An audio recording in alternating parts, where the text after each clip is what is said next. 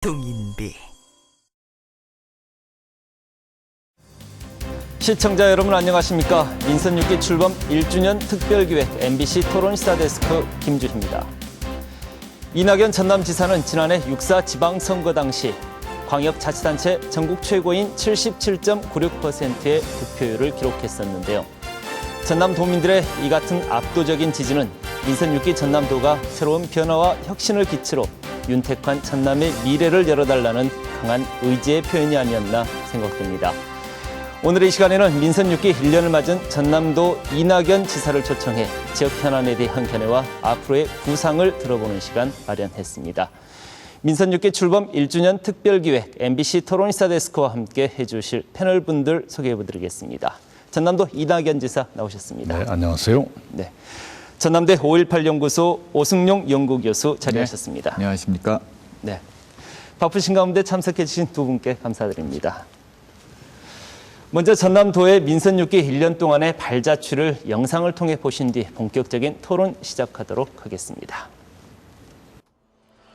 19년간의 언론 생활에 이은 4선 국회의원에서 민선 6기 행정가의 길로 들어선 이낙연 전남도지사.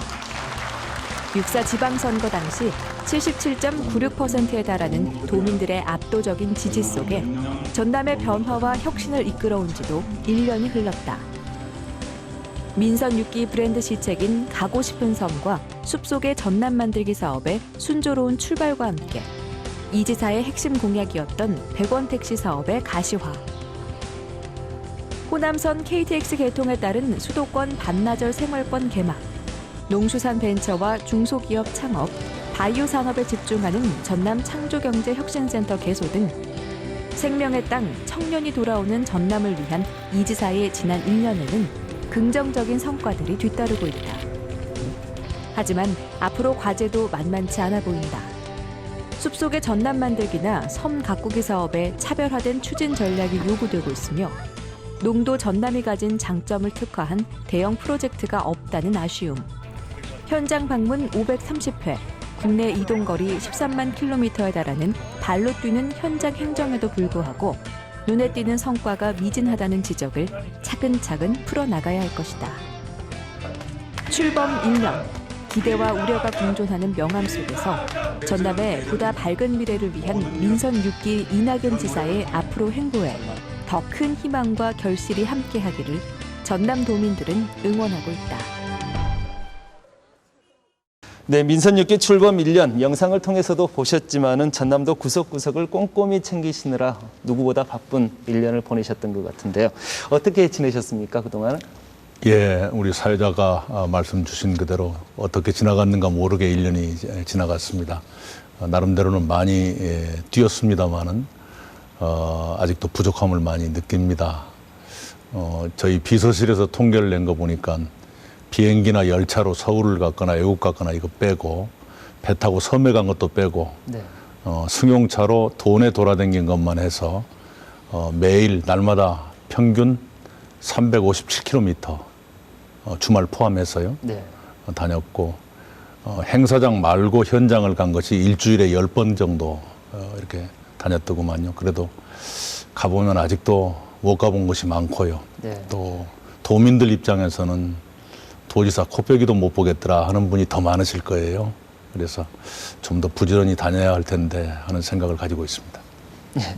이렇게 19년간의 언론인 생활 그리고 4선 국회의원을 이렇게 하시면서 행정가로서 변신은 이번이 처음 아니십니까? 네. 뭐 도지사로서 지난 한 해 동안 어려움도 많으셨을 것 같은데 간단히 좀 말씀해 주시죠. 예, 제가 어려웠다기보다는 우리 도청 직원들이 더 힘들었을 것입니다. 왜냐하면 제가 좀 완벽을 지향하고 일을 꼼꼼하게 보는 편이에요. 네.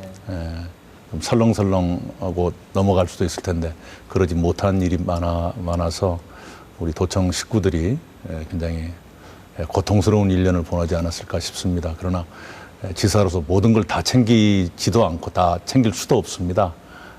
좀 특별한 경우에만 제가 챙기는데요. 이제 그래도 1년 동안 함께 일하면서 우리 도청 식구들하고 도정이 가야 될 목표 또 거기까지 가는 방식에 대해서 이제 서로를 많이 알게 됐으니까요. 이제는 좀 편해지지 않겠는가 생각합니다. 네. 이렇게 도지사님의 1년 동안의 소회 들어보셨는데요.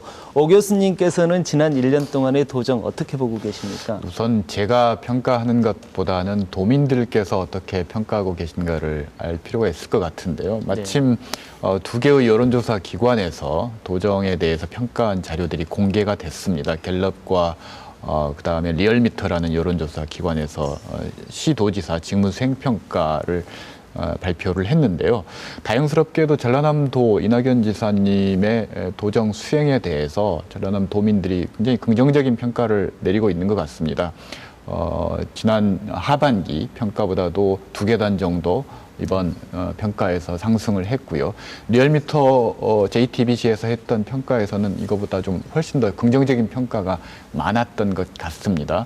반면에 광주시장 계시는 분은 좀 더 좀 부정적인 평가가 많아서 시도민들이 느끼는 평가는 시장보다는 도지사님께서 훨씬 더 일을 잘하신다고 평가를 내리고 있는 것 같아서 그 부분들은 좀 특기할 만한 것 같고요. 그리고 제가 느끼는 평가를 좀 간단하게 말씀을 드려야 될 것 같은데요. 네. 저는 이 지사님의 지난 1년의 도정이 차별화의 과정이었다고 생각을 합니다. 전임 박준영 지사께서도 많은 성과를 거두셨고 또 한계를 남기신 부분들도 많고요. 그 차별화의 핵심이 저는 친환경 생태와 같은 전라남도가 가지고 있는 특징들을 살려내는 것, 특히 섬과 숲이라는 두 가지 키워드를 포착하고 그런 부분들을 강조하고 가시는 부분들은 저는 굉장히 긍정적으로 보고 있습니다. 그런데 이 차별화의 시간, 차별화를 하다 보니까 1년이라는 시간은 좀 짧을 수밖에 없겠죠. 그래서 이 차별화의 과정 속에서 더 많은 지지를 받기까지는 좀 더 시간이 필요할 수 있다. 그래서 지금은 비록 7위 구위권입니다만 이 차별화에 성공한다면 3, 4년 후에는 훨씬 더 높은 지지를 받을 수 있을 것 같고 또 이 사업 자체가 30년, 40년 후의 평가를 더 크게 받을 수 있는 사업이라고 생각하기 때문에 그때는 아마 독보적인 평가를 받을 수도 있지 않을까 그렇게 조심스럽게 생각해 봅니다. 네. 이렇게 임기 4년의 단체장에게 있어서 첫 시작하는 그 1년이 굉장히 중요한 시기일 것 같습니다. 지난 1년간의 성과와 함께 그동안 전남에 어떤 변화들이 있었는지 소개해 주시겠습니까? 예, 세세한 거 말씀드리려면 시간이 한없이 걸릴 것 같고요. 네. 제일 큰 걸 말씀드린다면 금년도 국비 예산이 작년에 비해서 11%가 늘었습니다. 중앙정부의 예산이 굉장히 빠듯한데 11%가 늘어난 건 많이 늘어난 편이거든요. 네. 그렇게 늘어난 덕분에 여수 고흥간 연육연도교 사업이라든가 주암댐 도수터널 시설 안정화 사업이라는 게 있습니다. 네. 주암댐에서 상사면, 순천시 상사면 내 조절 지점까지 11km가 넘는 구간인데요. 좀 설명을 드리자면 그 물을 끌어가는 그 터널 안에 네. 콘크리트 공사가 잘 제대로 안 돼 있어서 만약 물을 빼면 허물어질지도 모르는 그런 상황입니다. 근데 뺄 수도 없으니까 항상 물로 그 수압을 유지해 가는 그런 상태입니다. 이번에 시작된 것은 터널을 하나 더 만들어서 내부 콘크리트도 제대로 하고 물을 그쪽으로 보냄으로써 그 전에 터널을 보수할 수 있게 하는 네. 그런 공사가 마침내 시작이 되었습니다. 그리고 여수의 석유화학, 광양의 제철 두 가지 주력 산업들이 모두 어려움에 처해 있는데요. 두 가지 사업에 부생가스를 서로 교환하는 해저터널 사업이 이제 협약을 체결했고 지역업체 참여 비율이 이제 마지막으로 조정돼야 하는 네. 그런 단계에 있습니다. 그리고 1년 동안에 제일 큰 변화라면 제가 잘해서 그렇게 된 건 아닙니다만 역시 한국전력이 우리 전남 도내에 와서 네. 에너지밸리 사업을 시작했다 하는 게 제일 큰 변화일 것 같고요. 두 번째는 그래도 역시 KTX가 개통이 돼서 우리 전남이 수도권과 반나절 생활권이 됐다 하는 것이 큰 변화가 아닌가 생각을 합니다. 예, 그렇군요. 그럼 이제 본격적으로 이낙연 지사의 공약들을 어떻게 구체화하고 있는지 짚어보도록 하겠습니다. 청년이 돌아오는 전남이라는 슬로건과 함께 임기 내에 청년 일자리 2만 개 그리고 취업자 수 5만 명을 늘리겠다고 이렇게 말씀을 하셨었는데요. 일자리와 투자 유치 분야에서 어느 정도의 성과를 보이고 있는 것입니까? 일자리는 지난 1년 동안 7만 7천 개를 만들어서 공급했습니다. 거기에는 노인 일자리가 한 2만 개 남짓 들어가니까요. 그런 걸 다 포함해서 그리고 한 달 이상 일하는 것을 일자리라고 합니다. 중앙정부에서도 7만 7천 개입니다. 그리고 지난 1년 동안 투자가 실제로 이루어진 것이 159개 기업 7,500억 원 정도가 됐습니다. 그리고 투자 협약 약속한 것은 231개 기업에 3조 5천억 정도가 됐고요. 지난 1년 동안 금년 1월부터 5월까지의 통계를 보니까 작년 1월부터 5월까지에 비해서 취업자가 9천 명이 늘어나고 실업자는 5천 명이 줄었던 걸로 이런 통계가 있습니다.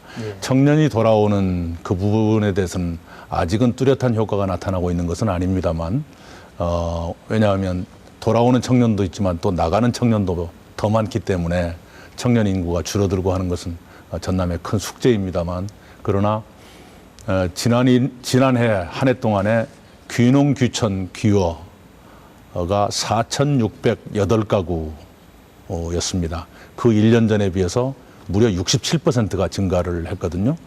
그리고 귀농, 귀어, 귀천자 중에 75% 정도는 60세 미만의 일하실 수 있는 그런 연령층이어서 청년이 돌아오는 전남의 꿈이 꼭 먼 것만은 아니다. 이렇게 말씀을 드리겠습니다. 네, 이렇게 지사님께서 잠시 전에도 이렇게 언급을 해주셨지만은 사실 취업을 못해서 고향을 떠나는 이런 청년들이 있는가 하면은 또 일손이 부족해도 지원자들이 찾아오지 않는 이런 기업들도 있지 않습니까? 이런 불균형을 해결하기 위한 대책들도 좀 필요할 것 같은데요. 네, 말씀해주신 그대로입니다. 많은 청년들이 좋은 일자리를 찾아서 우리 전남을 떠나지만 또 동시에 전남에 있는 많은 중소기업들은 사람을 못 구해가지고 자리를 비워둔 채로 놔두고 있거든요. 이른바 미스매치 서로 안 맞는 그런 상태입니다. 그걸 좀 해소하기 위해서 기본적으로는 청년들의 눈높이에 맞는 일자리를 늘리는 것, 에너지라든가 또 ICT, 또 몇 가지가 있죠. 생물, 바이오 이런 분야의 좋은 일자리를 늘리는 것이 필요하고요. 그래서 그분들이 청년들이 마음에 안 든다고 우리 전남을 떠나는 것을 완전히 막을 수는 없겠지만 좀 웬만하면 덜 떠나시게 하는 것 그것이 있고 또 하나는 좀 이 전남에 있는 일자리가 내 성에 안 차더라도 보기에 따라서는 또 이렇게 맞춰갈 수 있는 것 있지 않습니까? 그래서 각 대학별로 전남에 있는 중소기업들을 견학도 하고 또 그 상공회의소 같은 기구하고 같이 학교 다닐 때부터 전남에 있는 기업들에 맞는 그 교육 프로그램을 만들어서 거기 기업에 맞는 인재를 길러내는 그런 등등의 일을 하고 있습니다. 예. 교수님께서는 대학에 계시니까 아무래도 젊은 학생들과 이렇게 많이 접촉을 하지 않으십니까? 뭐 이 부분에 대해서도 좀 말씀을 해주시죠. 지사님께서 말씀하셨듯이 가장 큰 문제가 미스매치 문제라고 할 수 있습니다. 즉 취업을 희망하는 학생들과 기업들이 서로 미스매치가 이루어지고 있다는 건데요. 재밌는 통계가 있습니다. 복지국가 청년 네트워크에서 조사했던 결과인데요. 학생들이 취업 희망자들이 희망하는 기관들은 공공기관이 37.8%고요. 그다음 대기업 27.0%, 중소기업은 11.8%, 기타 14% 정도라는 거죠. 근데 실제로 중소기업에서 요청한, 그러니까 일자리를 요청하는 것은 중소기업이 약 90%가량 된다는 겁니다. 즉 희망하는 것은 대기업과 공공기관인데 정작 일손을 필요로 하는 것은 중소기업이라는 거죠. 근데 이런 부분들이 실제로 학생들이 희망사항이 달라서 안 되는 것도 있지만 몰라서 되는 부분도 상당히 있다는 겁니다. 그리고 지나치게 스펙 중심으로 경쟁하는 이 제도가 오히려 이 미스매치를 부추기고 있는 측면들이 있는데요. 그래서 재밌는 제안들이 있습니다. 대표적인 게 이제 표준 이력서 제도라는 건데요. 전남에 있는 기업들에서 요구하는 스펙, 흔히 이야기하는 스펙이 지금 현재 학생들이 준비하는 스펙들과 잘 맞지 않는 부분들이 있습니다. 불필요한 스펙을 준비하기 위해서 시간과 비용을 낭비하는 측면들이 있기 때문에 그런 표준 이력서 제도를 공표하고 공공기관을 통해서 학생들에게 정보를 준다면 학생들은 그 해당 기업에 대한 직업에 대한 정보도 얻을 수 있고 스펙 준비를 위해서 훨씬 시간 낭비도 줄일 수 있다라는 거죠. 그리고 이제 정부 고용노동부에서 지금 추진하고 있는 인턴십 제도가 있습니다. 중소기업 인턴십 제도. 그런 부분들의 전라남도가 매칭펀드 형태로 같이 참여를 해서 지원을 한다면 그런 부분들도 좀 도움이 될 것 같고요. 또 한 가지 최근에 고용노동부에서 추진하고 있고 그다음에 청년, 앞서 말씀드렸던 복지국가 청년 네트워크나 이런 기관에서도 긍정적으로 평가하는 제도 중에 하나가 선취업 후 진학 제도입니다. 즉 고등학교나 이런 졸업한 사람들이 먼저 관련된 기업에 취업하고 나서 대학과 어떤 연계 프로그램들을 만들어서 진학하는 이런 부분들도 지역의 상황에 따라서 아이디어들을 좀 낸다면 청년들이 훨씬 더 취업하기 좋은 그런 환경들을 만들 수 있을 것 같습니다. 예. 이렇게 청년 일자리 문제도 문제지만은 전남은 고령 사회를 넘어서 최근에 초고령 사회로 진입하지 않았습니까? 노인 문제를 중심으로 한 복지 행정 확대도 역시 중요해 보이는데요. 이 부분에 대해서는 도에서 어떻게 준비를 하고 계십니까? 예, 복지관을 시군별로 좀 확대하고 있습니다. 보통 한 개 시군에 한 개 정도가 있는 곳이 절반 될까 말까 하고요. 아직 그것도 없는 경우가 많은데 만족도가 굉장히 높습니다. 그렇게 하시고 노인 일자리 사업의 확대. 물론 본인이 원하셔야 합니다만 그걸 하시는 분들은 굉장히 만족하시는 게 많습니다. 여러 가지 일 중에 좀 그 단순 노동에 속하는 것, 어르신들도 충분히 집중하시면서 하실 수 있는 그런 그 일자리들이 만들어지고 있고요. 저희가 그 경로당에 태양광 발전 시설을 한전과 함께 만들어드리고 있습니다. 아주 작은 경로당 경우는 비용이 많이 들어서 오히려 손해가 날 수 있는데요. 조금 규모가 있는 경로당의 경우에는 지붕 옥상에 태양광 발전 시설을 붙여서 거기서 생기는 전기를 마음대로 쓰시고 남는 전기는 파시고 이렇게 하면 전기 요금이 이렇게 경감이 되는 그런 것도 하고 있습니다. 특히 이제 조금 이따 이 얘기가 나올지 모르겠습니다만은 산간 오지에 사시는 어르신들을 위해서 100원 택시를 보급하고 있는데 좀 이따 말씀 나오면 하겠습니다. 굉장히 만족도가 높습니다.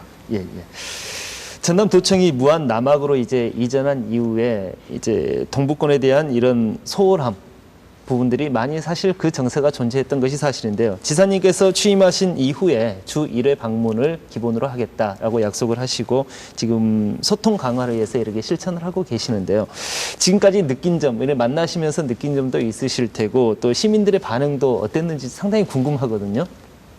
예, 우선은 정말로 주 1회 이상 왔다 갔다 하냐고 물어보시는 분이 많으신데요. 네네.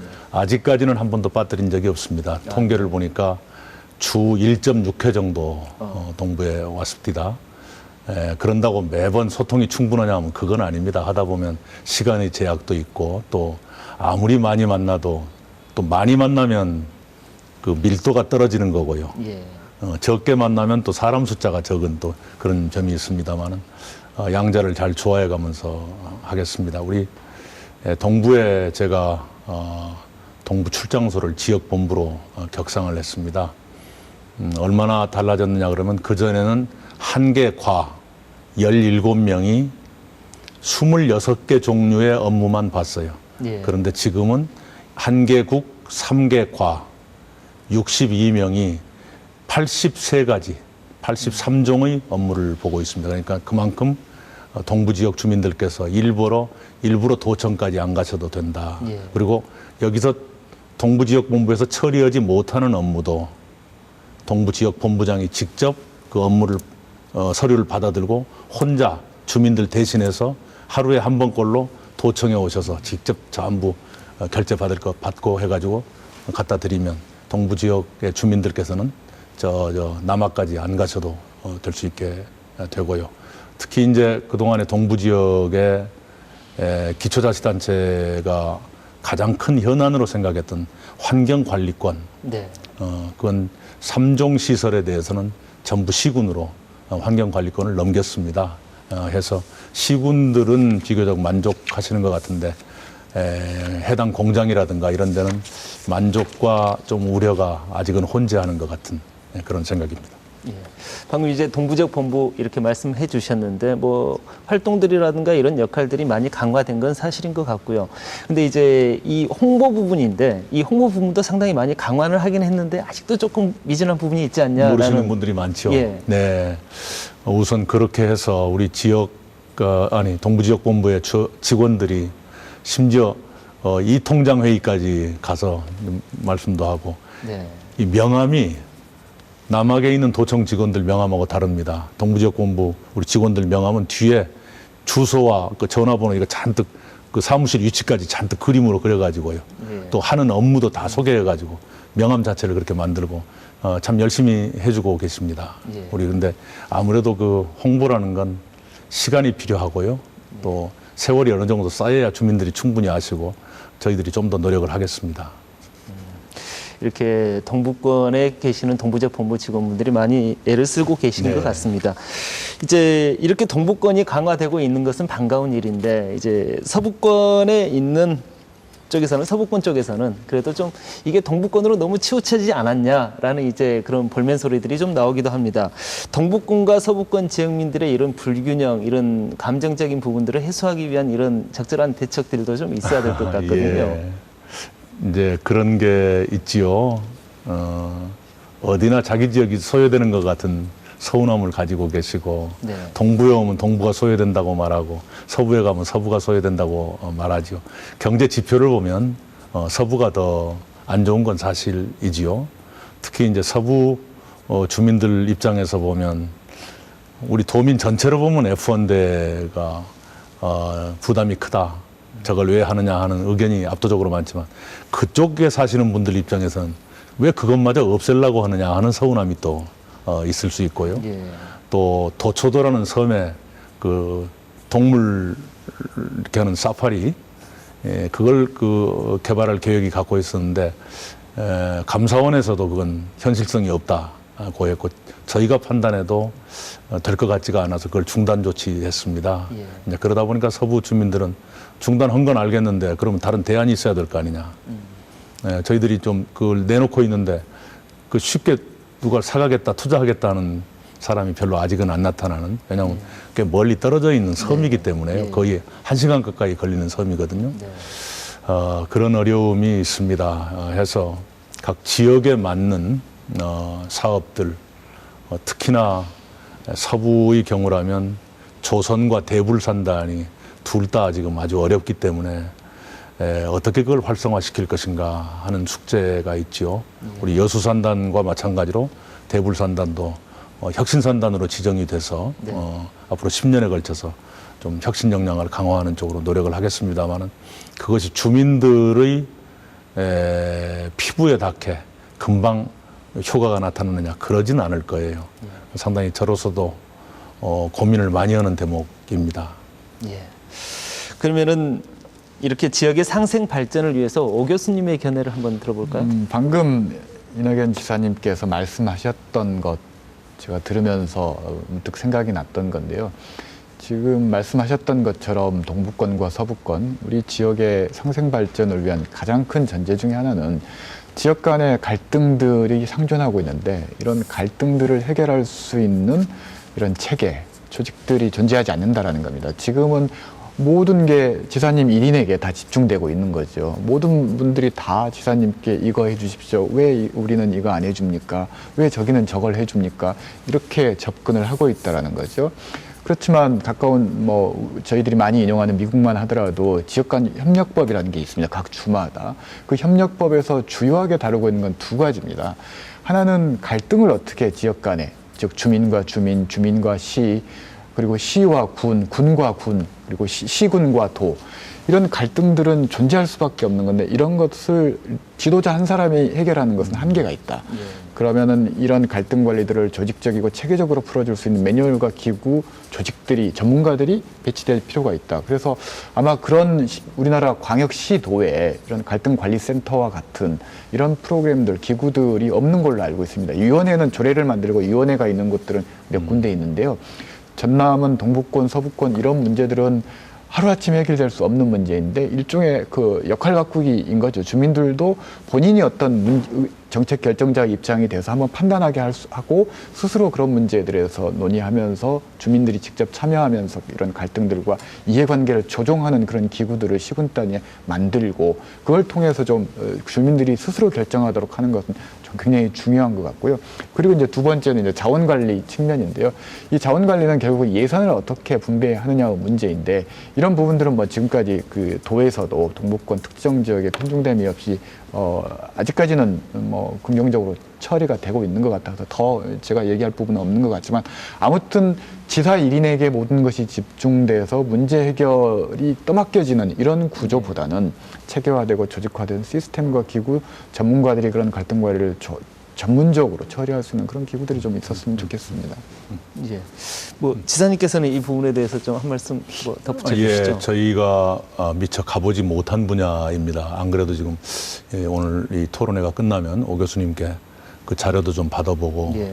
고견을 좀 듣고 싶습니다. 네. 저희들로서도 이거 이대로 계속 끌고 가기는 어렵고요. 물론 도민들 입장에서는 지사를 붙잡고 야단을 치거나 민원을 말씀하시는 게 편하긴 편할 거예요. 그러나 한계가 있죠. 예. 그래서 이걸 어떻게 체제 안으로 끌어올 것인가 또 전문가들의 지혜를 어떻게 모아볼 것인가 하는 건 좋은 아이디어라고 생각합니다. 예.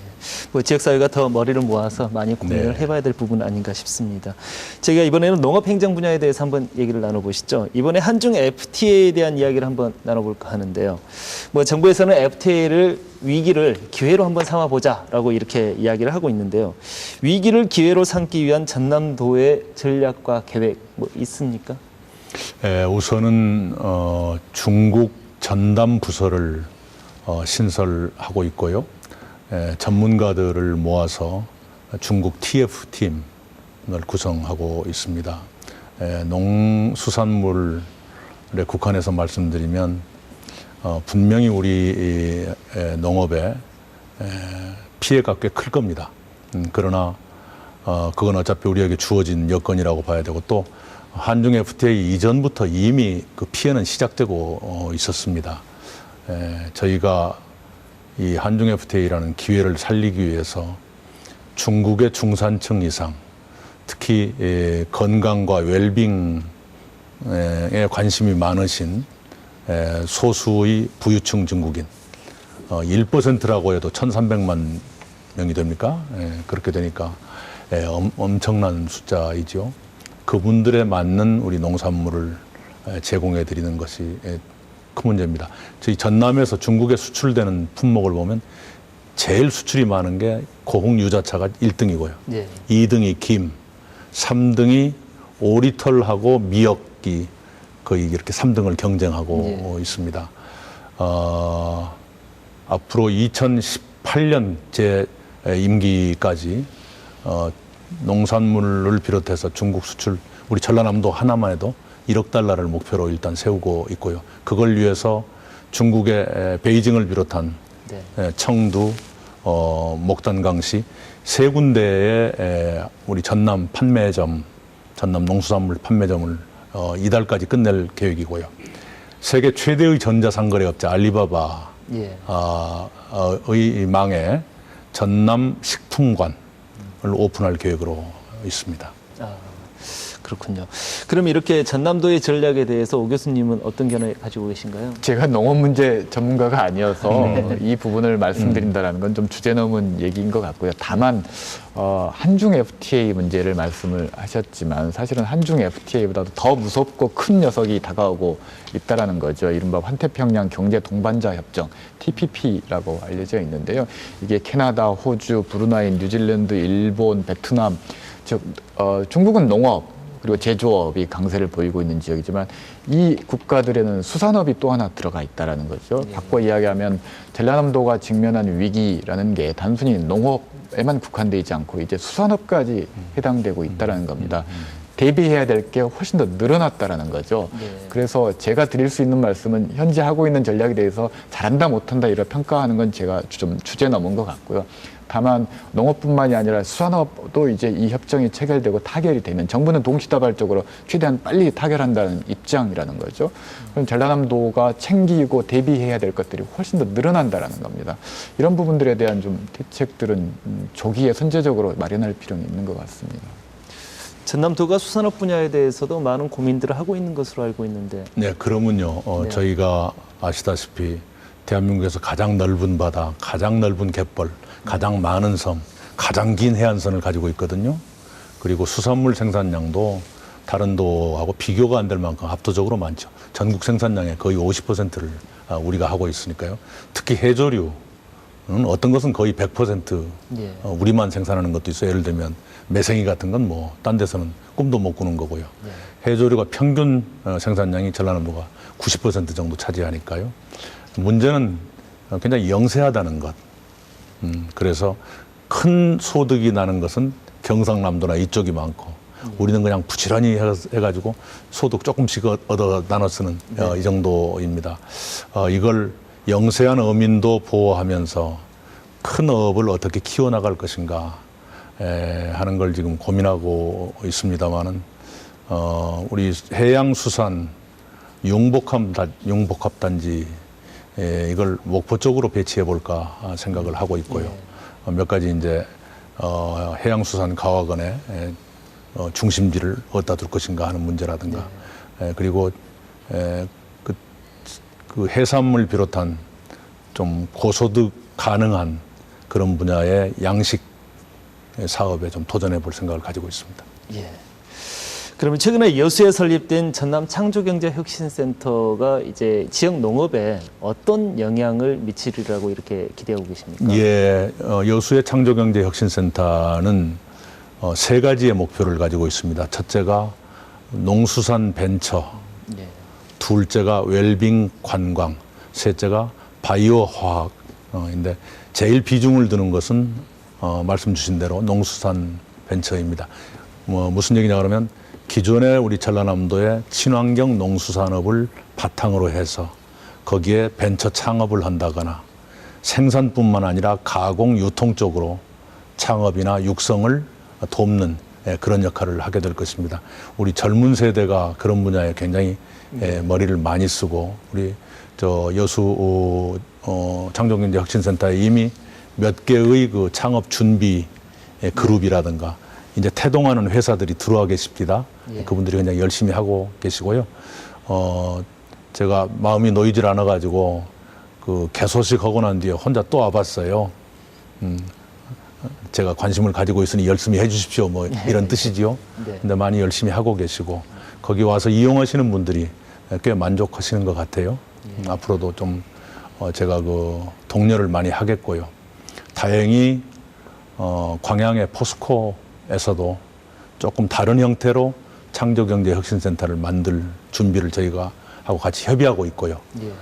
그래서 거기는 소재, 부품 이런 쪽으로 여기 지역의 기업들을 키우는 그런 역할을 하게 될 겁니다. 그리고 나주 혁신도시에는 한전 중심으로 해서 거기도 창조경제혁신센터를 이름이 무엇이건 간에 만들 계획을 가지고 있고 협의가 시작이 됐습니다. 거기는 아무래도 에너지 기업 중심으로 새로운 기업들을 키우고 육성하는 그런 기능을 하게 될 거예요. 무슨 창업을 하고 싶으시다, 어떤 기술을 얻고 싶으시다, 또는 내가 그런 기술을 개발하고 싶으시다 하는 분들은 자기 분야에 따라서 농수산, 관광, 바이오화학은 여수로 가시고 소재 부품은 앞으로 광양으로 가시고 에너지 분야라면 혁신도시로 가셔서 상담도 하시고 도움도 받으시면 괜찮을 것 같습니다. 우리 여수 혁신센터가 굉장히 특징적인 것은 그 무료 호텔이 있어요. 예. 20개 정도의 방이 있어가지고요. 먼 데서 오신 분은 거기서 주무실 수도 있고 어떤 분은 몇 달 동안 그냥 주무시는 분도 계시고요. 거기 사무실은 또 무료니까요. 거기서 임시 사무실 차리시고 상담도 받으시고 또 도움도 청하고 그러면 창업 과정이 좀 쉽게 이루어질 수 있을 것이다 이렇게 봅니다. 예. 이렇게 전남 창조경제혁신센터에 대해서 이렇게 기대감이 큰데요. 이제 교수님 보시는 견해는 전국적인 이런 사례들을 종합해서 봤을 때 약간의 좀 우려감도 있지 않느냐 뭐 이런 견해를 가지고 계신 것 같더라고요. 가장 큰 우려가 드는 부분들은 이 창조경제혁신센터가 중심 기업이 있습니다. 다 각 지역마다 중심 기업들이 있는데 이 중심 기업에 대한 의존도가 너무 심하다라는 겁니다. 예컨대 광주 같은 경우는 기아자동차가 있고요. 대구 같은 경우는 삼성전자가 있습니다. 근데 대구 지역에 창조경제혁신센터 있는 분과 잠깐 대화를 나눠보니까 거기는 삼성전자가 주도를 해서 하니까 잘 될 것 같지만 오히려 안 되고 있답니다. 특히나 사물 인터넷 같은 이런 것들은 미래의 블루칩이라고 지칭되는 거지만 실제로 삼성의 전략 투자의 기반이 대구에 있지 않다 보니까 이걸 억지로 정부에서 하라고 해서 대구가 삼성이 주도하는 창조경제혁신센터를 했는데 기반은 경기도에 있다라는 거죠. 수원 화성 지역에 있다라는 겁니다. 이게 미스매치가 이루어지고 있다라는 겁니다. 그리고 광주 기아자동차 중심으로 이루어지는 자동차 100만 대 이 문제도 마찬가지인데요. 기업들의 전략적인 목표, 영업 상황에 따라서 이것들이 너무 변수들이 많다라는 것, 기업 상황에 따라서 이런 부분들을 어떻게 지역의 필요성과 잘 매치해서 나갈 것인가 이게 큰 과제일 것 같은데요. 과거에 미국의 피츠버그나 광양도 마찬가지긴 합니다만 기업 도시를 조금 변형시킨 형태가 창조경제혁신센터 모델이라고 할 수 있을 것 같은데요. 이런 부분들이 그렇게 뒷마무리가 말끔하게 성공적으로 됐던 사례들이 많지는 않다라는 것이 좀 우려가 됩니다. 제가 이제 네. 정치 쪽에 있다 일로 왔기 때문에 제가 하나 걱정하는 건 이거 있습니다. 역대 정권이 그 정권 브랜드 시책을 내놔요. 네. 그러는데 대통령 퇴임하고 나면 흐지부지 되는. 예. 저도 이번 창조경제혁신센터에 대해서 제일 많이 갖고 있는 걱정이 바로 그 대목입니다. 그래서 도의 역할을 일정 부분 가지고 가야 되겠다. 예. 그래서 정권의 진퇴와 관계없이 역할이 유지될 수 있도록 하는 것, 이게 중요할 것 같고요. 아까 여수는 중앙정부의 조정에 따라서 이루어진 거지만 광양 포스코나 나주 한전의 경우에는 이 청와대와 관계없이 스스로 그 기업들이 지역을 위해서 뭔가를 하고 싶다 해서 아이디어를 내고 저희들하고 협의를 해서 만들어지고 있기 때문에 제가 아까 말씀드린 바로 그런 걱정이 조금 덜하는 그런 건 있습니다. 예. 이렇게 창조경제혁신센터의 성패가 전남도의 역할에 더 많은 비중을 차지하게 되는 그런 상황인 것 같습니다. 지금 잠시 전에 지사님께서 말씀해 주셨지만은 이제 혁신산단으로 지정을 받은 여수산단, 이제 경쟁력을 좀 더 회복하기 위해서 이제 고도화 사업들을 이렇게 추진하게 될 텐데요. 이제 세부 사업 내용 그리고 이제 전남도의 역할들은 어떤 부분들인지 좀 설명 들어보겠습니다. 예, 우선은 혁신산단이 전국에 6개인데요. 전남이 그중에 6개 중에 2개를 차지해서 참 다행입니다. 여수산단은 10년 동안 3,500억 원이 들어가는 거고 목포 대불산단은 10년 동안 2,700억 원이 들어가는 사업입니다.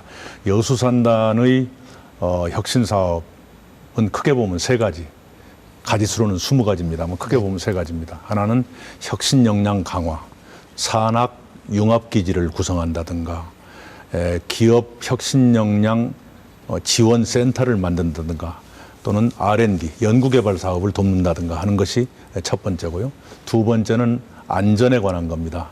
여수산단에 안전사고들이 많은데 안전 인프라의 구축, 그리고 OMS라고 합니까? 운전, 보수, 안전, 그 센터를 만드는 것, 이런 것들이 주된 사업입니다. 세 번째가 이제 근로자 정주 여건 개선입니다. 제일 대표적인 것이 공공 어린이집 확충, 이런 걸 해서 근로자들이 안심하고 거기 사실 수 있게 하는 것. 이 3가지고요. 그 이제 세부적으로 20개 사업을 또 이제 살을 붙이는 것이 이번에 공모사업으로 중앙정부가 모집하는 게 있습니다.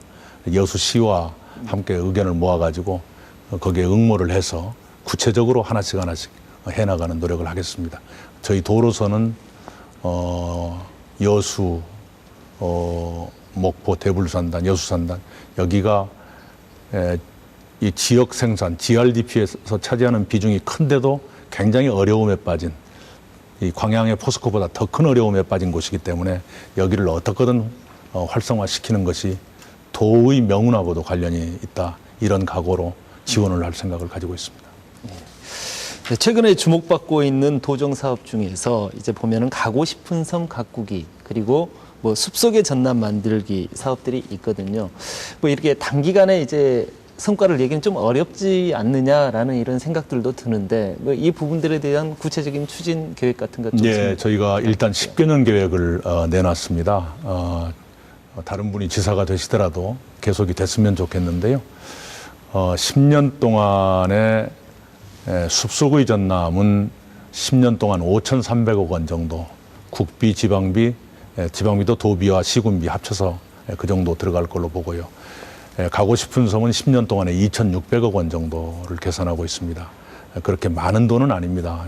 왜냐하면 기본적으로 중앙정부의 사업이 있고요. 도의 사업도 있고 시군의 사업도 있는데 그걸 모아서 한 방향으로 이렇게 가보자 하는 그런 것이기 때문에 올해는 첫 해입니다만은 우선 숲속의 전남은 32곳 정도의 그 사업 대상을 선정을 했고요. 올해 저희들 목표가 나무 1,000만 그루를 심는 건데 755만 그루를 일단 심었습니다. 1,000만 그루를 초과 달성할 걸로 보입니다. 단지 나무 심는 건 봄철이 좋은데 여름철은 좀 어려울 거고요. 단풍나무 같은 건 가을에도 심을 수 있으니까요. 수종에 따라서 그 타이밍을 잘 봐서 심도록 하겠고요. 가고 싶은 섬은 10년 동안 24개 섬을 사업 대상으로 삼을 계획입니다만 금년은 일단 6개 섬, 여수의 낭도, 고흥의 연홍도, 완도의 소안도, 진도의 관매도, 신안의 반월 박지도, 강진의 가우도 이렇게 6개 섬일 겁니다. 6개 섬을 일단 사업 대상으로 해서 해야 될 일들이 한 개 섬당 대충 한 5-6가지 사업들이 있습니다만 순서를 잘 전략적으로 짤 계획을 가지고 있습니다. 그래서 어느 정도 됐다 싶으면 사업에서 졸업시키고요. 그래서 해마다 2개씩의 섬을 더 추가로 하고 그렇게 해서 10년에 24개 이렇게 되어 있습니다. 흔히들 너무 인위적인 개발을 하는 거 아니냐 이런 말씀들 하시는 분도 계시는데 그럴 생각은 추호도 없고요. 비유를 하자면 화장 안 한 것처럼 화장하는 그런 식의 가꾸기, 개발도 아니고 가꾸기를 할 생각입니다. 원형을 최대한 보존하는. 그 원형의 보존 그리고 원래 그곳이 가지고 있는 매력을 가장 극대화하는 방향. 시멘트 바르거나 이것이 중요한 게 아니라 그렇게 할 계획을 가지고 있습니다. 예. 그런가 하면 지사님의 주요 공약사항 가운데 한 가지였는데 100원 택시 사업이죠. 지난해 6.4 지방선거에서 지사님의 핵심 공약사항이었고 이제 한국정당학회 매니페스토 정책평가에서 최고의 공약으로 평가를 받지도 않았습니까? 올해 11개 시군에서 지금 현재 시행이 되고 있는데요. 지금까지 성과 뭐 큰 것 같습니다만 앞으로 계획도 있을 것 같습니다. 네, 우선 작년에 보성과 화순이 시범 시행을 했었습니다. 그리고 금년에는 보성, 화순을 포함해서 11개 시군에서 하고 있고요. 올해 하반기에 순천을 포함한 3개 시군이 추가로 하게 되고요. 내년에는 희망하는 시군은 모두 다 할 그런 계획을 가지고 있습니다. 이렇게 100원 택시라는 최고의 공약으로 민심을 공약하는데 이렇게 성공하시고 이제 그럼에도 불구하고 취임 후 1년의 시간이 지났는데도 아직 도민들에게 이낙연 하면 이렇게 각인되는 그런 이미지가 좀 부족하지 않느냐라는 뭐 그런 지적들이 있습니다. 지사님께서 어떻게 보고 계십니까? 예, 그 일의 이미지는 결과로 받고 싶습니다. 제가 말로 떠든다고 해서 그건 되는 건 아니고요. 박원순 서울시장님한테 시민들이 박원순표 정책이 없지 않냐라고 물으시니까 저는 일하지 않겠습니다. 전임 시장들처럼 뭐 요란하게 그런 건 않겠다라는 뜻으로 말씀을 하시던데요. 그렇게 너무 어떤 브랜드 이미지에 집착하기보다는 실속 있게 해나가겠습니다. 그리고 결과로 평가를 받고 싶습니다. 예. 뭐 오 교수님께서는 이 부분에 대해서 어떻게 평가하시나요? 저는 그것이야말로 진짜 패러다임의 전환이라고 생각을 하는데요. 뭐 특정 지사님을 거론할 필요는 없겠습니다만 그동안 지방자치를 하면서 시도에서 주로 난개발을 많이 했습니다. 시도의 재정 상태는 굉장히 안 좋아졌죠. 그렇지만 그것을 통해서 이익을 보는 사람들이 있었기 때문에 계속 반복되는 악순환이 되풀이가 됐다라는 거죠. 그걸 지금 끊으시겠다는 거죠. 전남도가 가지고 있는 장점들을 살려가시면서 저는 개인적으로 가고 싶은 섬 사업에 굉장히 관심이 많습니다. 통영의 동피랑 마을을 만드셨던 분이 지금 책임자로 오신 걸로 알고 있는데요. 전문위원으로 모셨습니다. 네, 그렇습니다. 그 사업의 진짜 핵심은 주민 참여형 사업이 아니라 진짜 주민 참여 사업이라는 겁니다. 관에서 틀을 만들어 놓고 적당히 틀을 만들어 놓고 이쪽으로 들어와서 하십시오 하는 이게 이제 전형적인 주민 참여형 사업이죠. 들러리인 거죠. 근데 실제로 그 섬 사업을 제가 관찰을 해보니까 정말 주민들이 스스로 결정을 해서 하고 있다라는 거죠. 이런 진짜 주민 참여 사업들을 하는 것이 토건 사업을 하는 것보다 화려하지는 않습니다만 이것이 진짜 지방자치에 기를 수 있다는 거죠. 그게 저는 진짜 패러다임의 전환이라고 생각합니다. 이제 지역사회에서 굉장히 관심을 많이 갖는 분야 가운데 한 가지입니다. 최근 전남개발공사가 오동제나 영산제 등 호텔 관련 사업을 사실상 적기로 방침을 정하고 매각 방침을 밝혔지 않습니까? 그 배경이 좀 궁금합니다. 예, 우선은요, 한옥호텔 사업이 필요한데요. 관이 하기에 적합한 사업일까 하는 것이 한 가지 있고요. 굉장히 관에서 하다 보니까 경영이 쉽게 좋아지질 않는 그런 고민이 있습니다. 그래서 민간한테 넘겨서 하면 어떨까 하고 생각을 하는데 오동제가 그래도 조금 나은 편입니다만은 아주 안 좋은 데는 약간 손해를 보면서라도 팔 수밖에 없는 그런 상태에 있습니다. 그런 호텔이 3군데 있고요.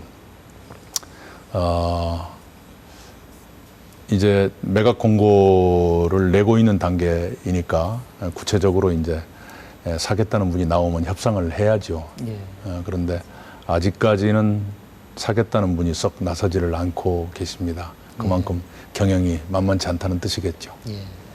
여수 경도 리조트 같은 경우도 당초에 매각 방침을 밝히셨었는데 최근에 복합 카지노 리조트로 조성하기 위한 제안서를 정부에 신청했다고 해요.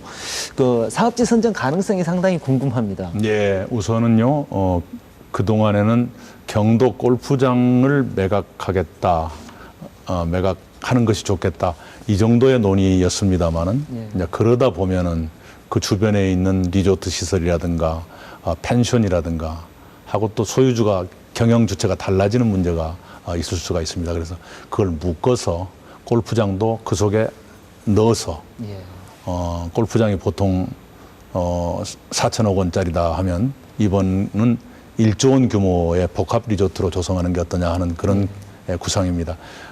저희가 그렇게 생각하는 것은 그렇게 하는 것이 더 종합적인 발전이 될 수도 있겠고, 또 하나는 그 서울의 문화관광부가 복합 리조트 그 선정 사업을 지금 막 시작하는 단계에 있어요.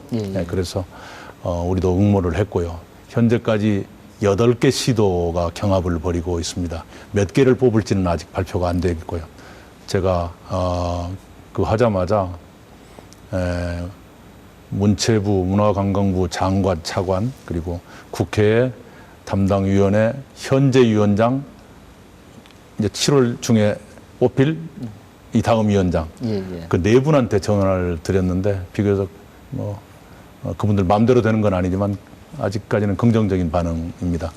최종 결정은 내년 초쯤에 이루어질 것 같습니다. 만약에 이렇게 선정이 된다면은 이제 어떤 지역 경제에 어떤 변화가 올 것 같습니까? 우선은 훨씬 더 그 개발의 박차가 가해지고요. 지금보다는 그 관광객이 대폭적으로 늘어날 가능성이 있다고 저는 봅니다. 왜냐하면 지금은 골프장 중심의 사람들만 모였는데요. 그것만 가지고는 이용자 숫자가 빤하지 않습니까? 그래서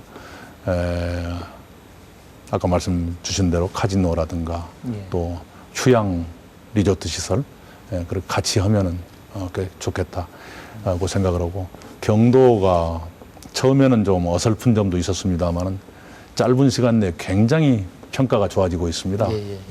서울에서 다녀가신 분들이 전부 만족해 하시고 이건 보물단지다. 저한테도 많은 분들이 그렇게 얘기를 해주시고 그래요. 그래서 이건 아주 곱게 키우면은 좋은 데 시집 보내가지고 잘 살 수 있겠구나 하는 그런 생각이 듭니다. 오늘 민선 6기 1주년을 맞아서 많은 말씀 나눠봤는데요. 끝으로 민선 6기 앞으로 방향에 대해서 간단하게 정리 부탁드리겠습니다. 예, 모든 걸 새롭게 할 수는 없고요. 이제까지 해오던 것을 토대로 해서 그리고 최근에 전라남도에서 벌어지고 있는 큰 변화, 아까 제가 말씀드렸습니다. 하나는 한국전력이 들어왔다는 것, 또 KTX가 개통이 됐고 앞으로 더 연장될 거라고 하는 점, 그리고 여수 광양간 해저터널이 뚫리고 이런 등등의 변화를 토대로 하는 그런 변화를 우리의 기회로 활용하는 그런 노력을 계속 하겠고 우리 전라남도 안에서 지역별 불균형이 커지지 않도록 세심하게 배려하겠습니다. 우리가 중앙 정부를 향해서는 지역 균형 발전하십시오 하고 소리 지르면서 우리 도내에서 균형 발전이 안 된다고 해서야 그건 말이 안 되는 것이죠. 많이 어려움이 있을 겁니다만은 일부러라도 노력을 하겠습니다. 예.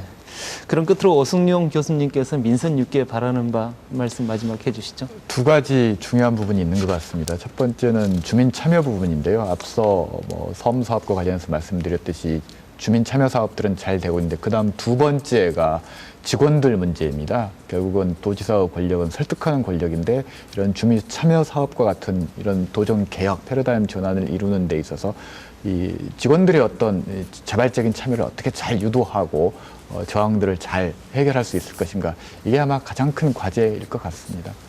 예. 민선 6기 출범 1주년 특별기획 MBC 토론시사 데스크, 청년이 돌아오는 전남을 위해 바쁘게 달려온 민선 6기 1년을 돌아보고 앞으로 헤쳐나가야 할 과제는 무엇인지 짚어보는 시간 가져봤습니다. 전남의 행복한 미래를 위한 오늘의 힘찬 발걸음들이 3년 뒤 보다 크고 달콤한 결실로 수확될 수 있기를 기대해봅니다. MBC 토론시사 데스크 오늘 순서 여기서 모두 마칩니다. 시청해주신 여러분 고맙습니다.